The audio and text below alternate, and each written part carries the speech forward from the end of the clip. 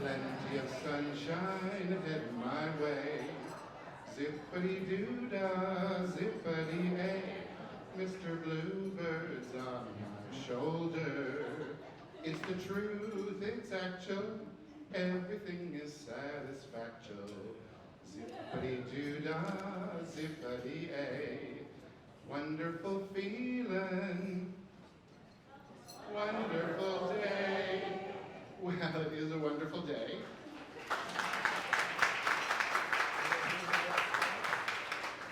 Wonderful to see all of you here in the old Blackstone Hotel, here in the wonderfully restored Schimmel Ballroom, of course named for the Schimmel family of Blackstone Hotel fame.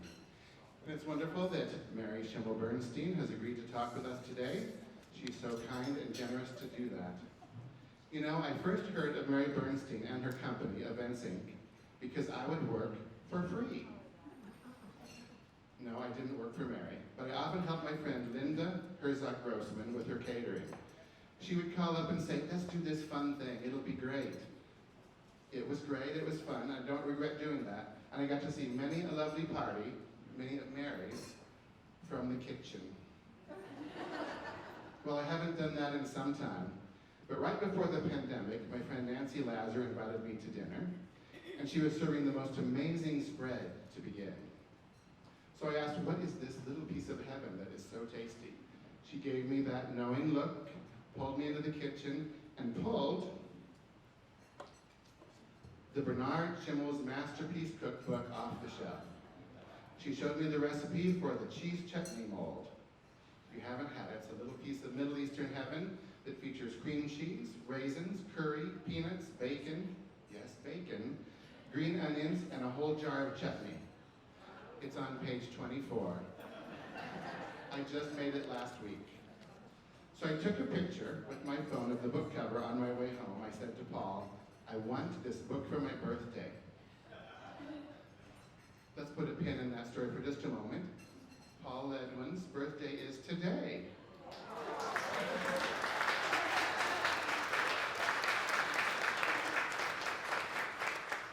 A little over a year ago, I said, I'm going to do this thing on this weekend, and he said, that's my birthday. I said, happy birthday. Well, back to the cookbook. So, but by the time my birthday rolled around, I had asked for that book. I'd long forgotten about it like I always do. But Paul, so sweet, always comes through. There it was. So I made many, many recipes from the cookbook. Some of my favorites include the Dauphin potatoes gratinée. If you like gratin potatoes, the best. The Louis salad dressing. The secret is, of course, the chili sauce. Creme anglaise, which I love. I didn't know how to make before this. And the Caesar salad. I have to say I was kind of confused by the title of the Caesar salad on page 144. Caesar salad maître de governor. I didn't understand that at all. Well, fast forward to a few years from that, to September 19th of this year. We were right here in this very ballroom, listening to Mary Creighton McDermott Maxwell. In her remarks, she talked about governor. And to quote Mary, governor was the maitre d' and ruled the elegant Orleans room with a gentle fist. He was a tall, handsome, soft-spoken man with more dignity in his little finger than I have in my whole body. If governor called you by name, you were the envy of other diners.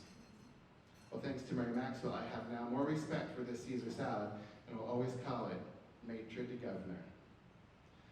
It turns out if you live long enough, you always find the rest of the story. Today, I can't wait to hear Mary Schimmel Bernstein's stories. Well, needless to say, I was pleased with the cookbook. Thank you, Paul. And after making many tasty recipes, I went to put it back on the shelf. And I filed it on the shelf right next to the copy of the Schimmel cookbook I already had.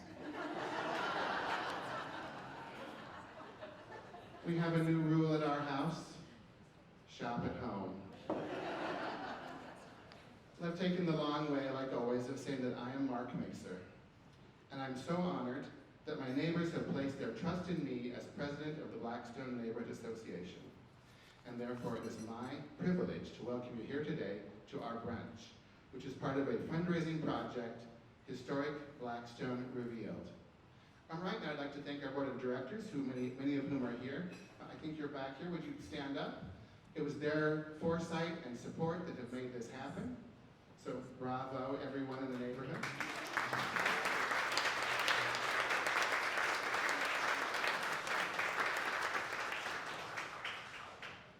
Well, as you drove through the neighborhood today, you saw lots of construction, lots of activity, lots of people, and it is wonderful to be living amidst all this excitement and growth.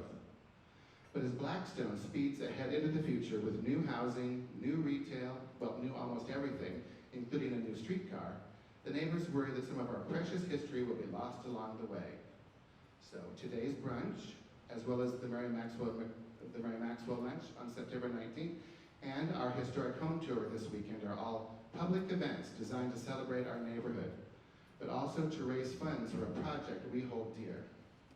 So briefly, we're in the process of identifying a priority list of properties that could be in danger of demolition.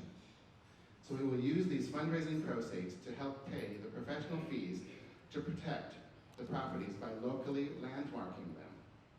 Local landmark status is the only protection that can save a building. You may remember that local landmarking saved the Rose Theater. Our city is rightfully interested in creating more population density from the river to 72nd Street. But that includes the Blackstone neighborhood as well as others like Dundee and Fair Acres.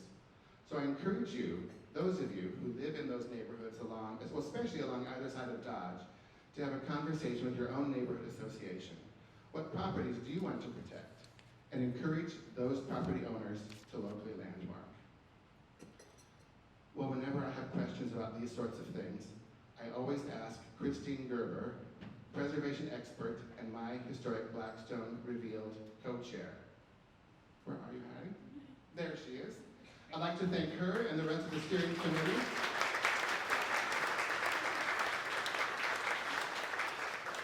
I'd like to thank Christine and the rest of the steering committee, so when I say your name, if you're here, please stand up. Of course, Christine, Kate Grable, Barb Farrow, Rhonda Stuberg, Kurt Snodgrass. So let's thank them for that leadership. Nicole Malone, there'd be no tour without Nicole Malone. I'm so sorry. Thank you. Thanks to their leadership. If you want to know more about the Blackstone Neighborhood Association, you can find that on our website. You don't have to write that down, even though it's very easy, historicblackstone.com. But on the poster in front of you, which you may please take home with you, it's written on the back, so you can find it easily. We have received so much community support for this effort. Not only all of you here today, but so many neighbors and friends on all the committees. It takes 120 volunteers just to mount the tour alone. You can read all of their names on the website. I'd like to thank the brunch committee, led by Kate Grable, over here, Kate, and her committee, many of whom are here, so please stand up. Or raise your hand. Thanks so much to all of them. On the screen behind me, you've been able to read the names of our sponsors. Some of them are with us today. They include Amy Haddon and Steve Martin. Thank you. John Fox Design, the beautiful flowers, are courtesy of his beautiful work. Suzanne and Rudy Catula.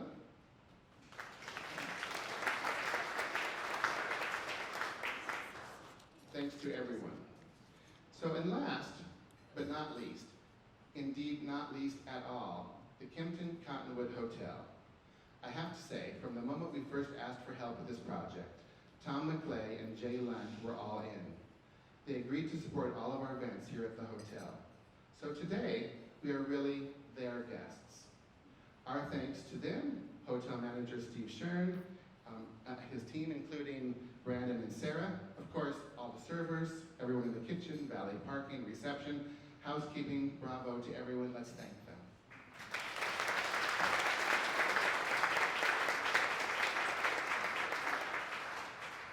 So now I'm going to ask Tom McLeay, owner and developer of the Cottonwood, to share his experience with locally landmarking this hotel property. Let's give Tom a warm welcome and our hearty thanks.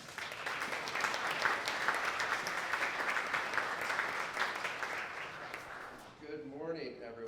disagree with Mark here right off the bat. You're not guests. This is your hotel. This hotel has always been Omaha's hotel, and our mission from the very get-go was to make this Omaha's hotel. When we started this process and the building became available for sale from Kiewit, we thought, what the heck do we do with it?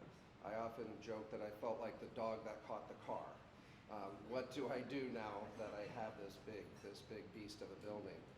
We looked at apartments. We looked at keeping an office. We looked at doing condos, and came around to finally deciding to do it as a hotel. And the reason being, from my standpoint, I guess I'll just speak for myself, is you all here probably have much more knowledge of the old historic hotels, but from my understanding of history or review, is there was three kind of grand hotels in Omaha. There was the Paxton Hotel, which was turned into condominiums. Great project, Mike Moylan did a great work, but it'll really be condominiums for a very long period of time. The Fontenelle Hotel, which as you might know, was torn down to become a parking lot in 1984, probably one of the biggest travesties of demolition here, other than down in Jobbers Canyon. And then the Blackstone Hotel. They were the three grand ones in my mind. Mary probably knows many more and could tell us some. But if we did not make this into a hotel, Omaha would, for at least 100 years, not have a historic hotel to call its own. And that was, for me as an Omaha born and bred boy with deep history here, that was the impetus to say Omaha needed that. We needed to have our one hotel. We needed to have our one place that could be the pride, I guess, of our civic pride here. And so that's why ultimately we decided to do it. And then, we were like, okay, this is going to be incredibly difficult. We're going to do historic tax credits. We're going to do all this. And I was worried it wasn't going to be hard enough, so I was praying for a worldwide pandemic to happen in the middle of the development. Coach Joyce, when we started the process, and part of my concern was, people ask me, "Have you ever done a hotel before this?" No. Will you ever do a hotel again? No. That was kind of wading into this. That was my big pause, is not doing and not having a hotel. So we reached out to a lot of different folks in the hotel industry to help us with the process, to help us understand what it means. So we hired some management company out of Atlanta that manages the hotel here. We did hire Leo Daly Friends, as well as DLR out of the Chicago office. Became a Kimpton flag, so Kimpton does not actually own any part of the hotel. It's just a franchise agreement that we have with them. But one of the things in that process that I saw was there is a massive amount of momentum in the hotel and hospitality world, and by meaning you have these huge brands, Marriott in particular, Hyatt, Hilton, IHG, which is part of Kimpton, and they want things to be, there's a sameness that they do impress upon you as an owner. We own it, but there's this constant, it should be done this way, it should be done this way. And at one point in time when we were designing things, it was told to me that the hotel should be of today. And that was an epiphany to me, was I kind of got a little bit dramatic and said, no, this needs to be of the Blackstone Hotel, not of today. And so what I decided in my own mind, our function was as Native Omahans and as the folks here in this hotel, was to push to not make it the same. When you come to the Cottonwood now, I won't even talk about how we had to rename it, a sore subject for many involved, I'm sure. You come and you say, I'm at the Cottonwood Hotel.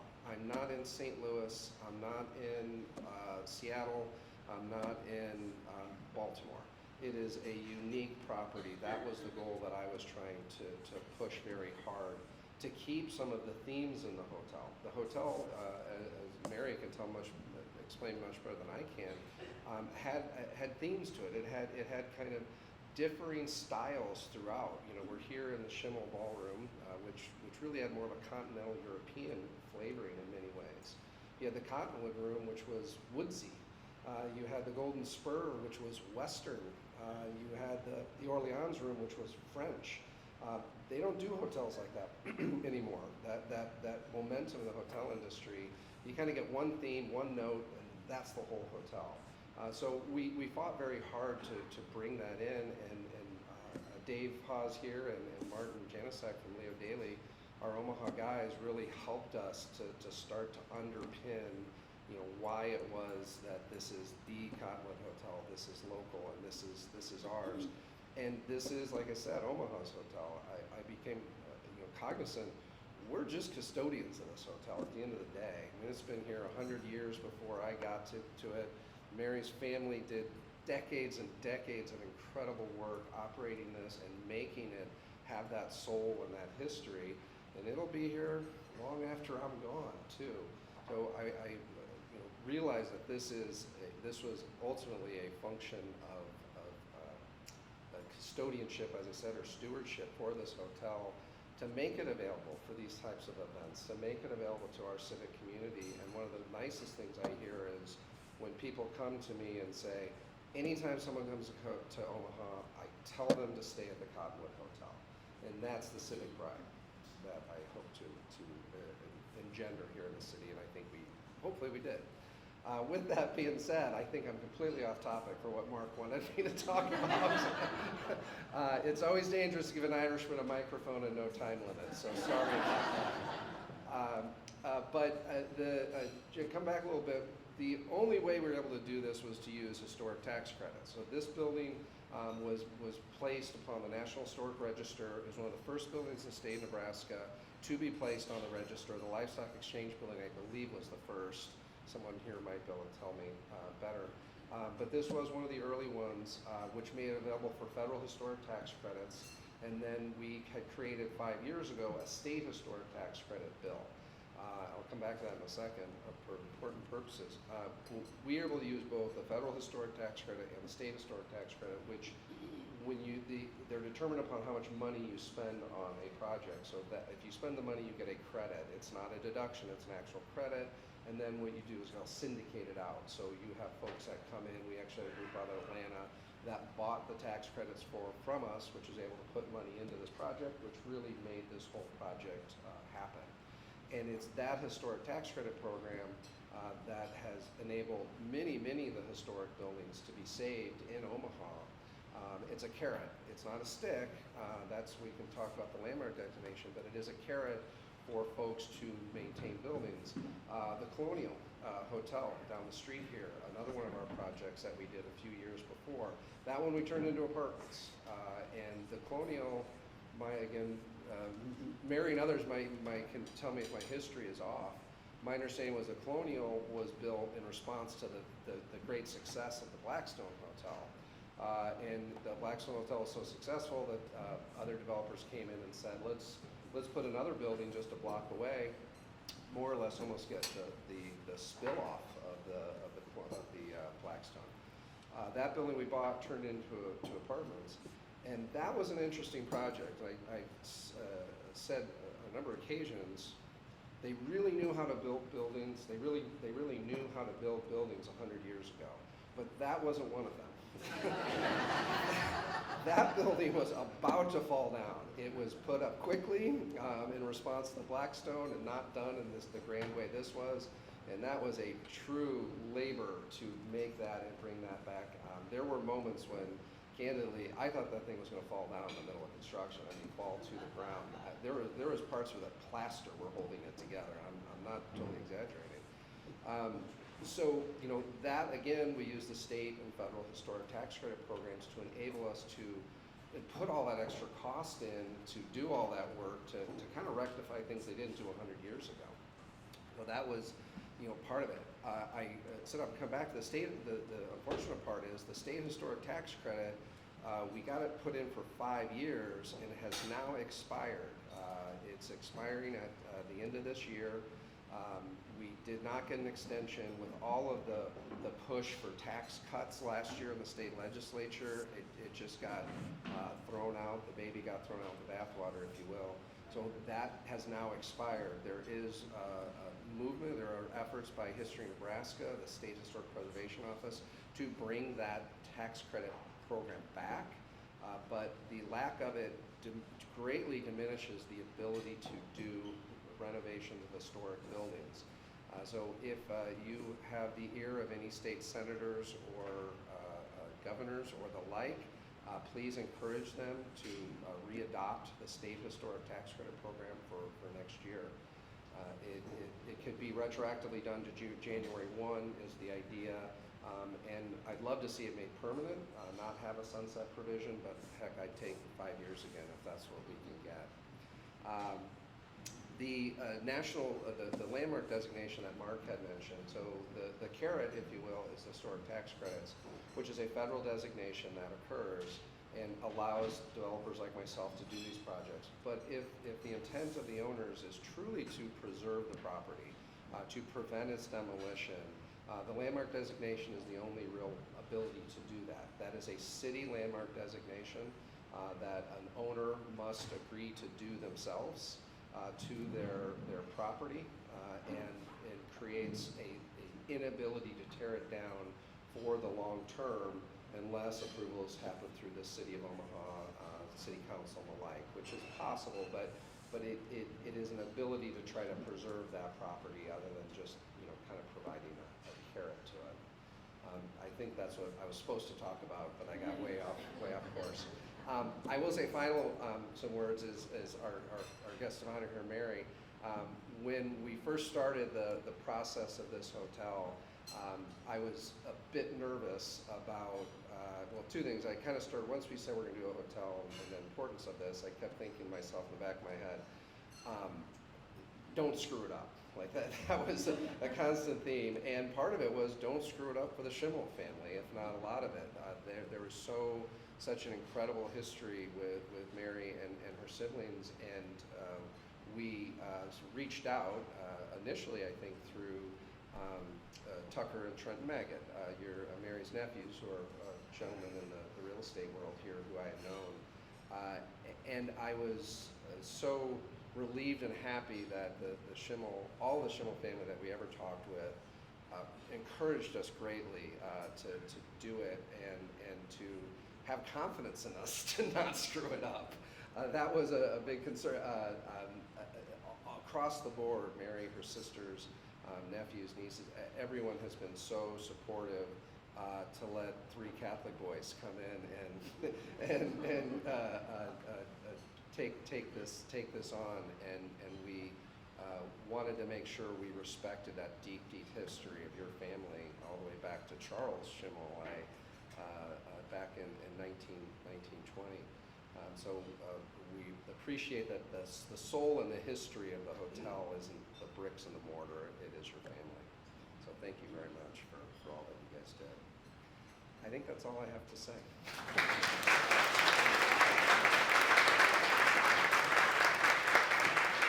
Enjoy brunch.